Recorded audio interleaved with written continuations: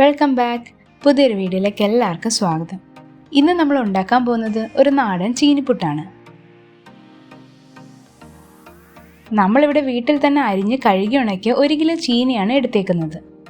ആദ്യം തന്നെ ചീനി ഒന്ന് ഇടികല്ലിലിട്ട് ഇടിച്ചെടുക്കുക.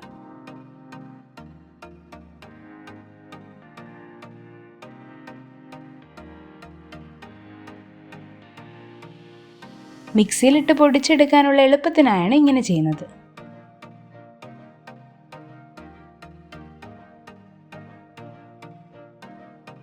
ചീനി നമ്മൾ ഇടിച്ചെടുത്തിട്ടുണ്ട്. ഇനി ഇത് മിക്സിയിലിട്ട് ഫൈൻ പൗഡറാക്കി പൊടിച്ചെടുക്കാം.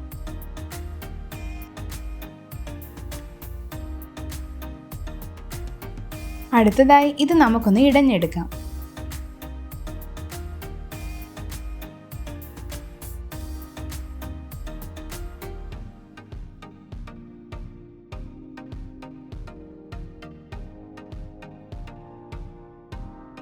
ചീനിയിലെ ചെറിയ നാരുകളും തരികളും ഒക്കെ കളയാനാണ് ഇങ്ങനെ ഇടഞ്ഞെടുക്കുന്നത്.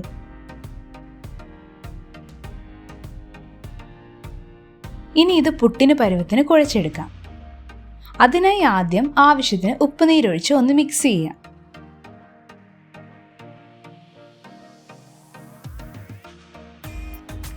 ഇനി ഇതിലേക്ക് കുറേശ്ശെ വെള്ളം ഒഴിച്ച് പുട്ടിന്റെ പരുവത്തിൽ കുഴച്ചെടുക്കാം.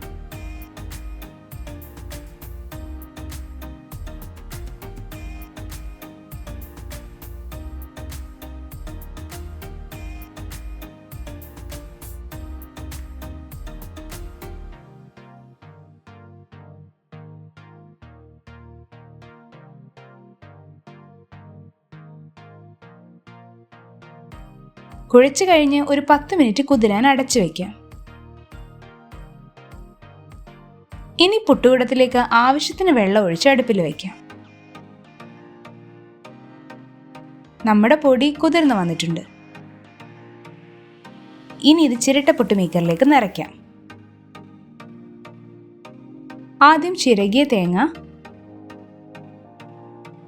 പിന്നെ പൊടി, പിന്നെ തേങ്ങ,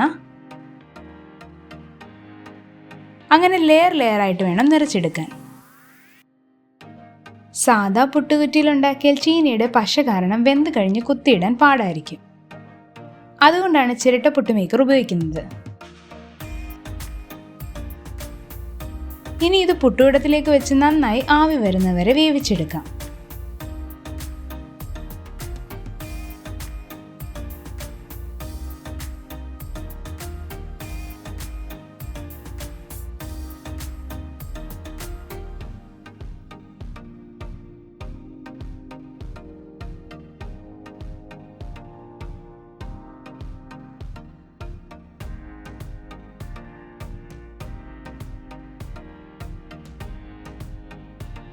അങ്ങനെ നമ്മുടെ ചീനിപ്പുട്ട് റെഡി ആയിട്ടുണ്ട്.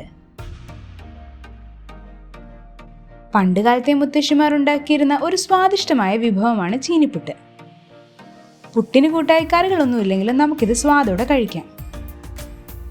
എല്ലാവരും ഉറപ്പായും ട്രൈ ചെയ്ത് നോക്കുക. വീഡിയോ ഇഷ്ടപ്പെട്ടാൽ ലൈക്ക് ചെയ്യുക, ഷെയർ ചെയ്യുക, ചാനൽ ഒന്ന് സബ്സ്ക്രൈബ് ചെയ്യുക. Thanks for watching.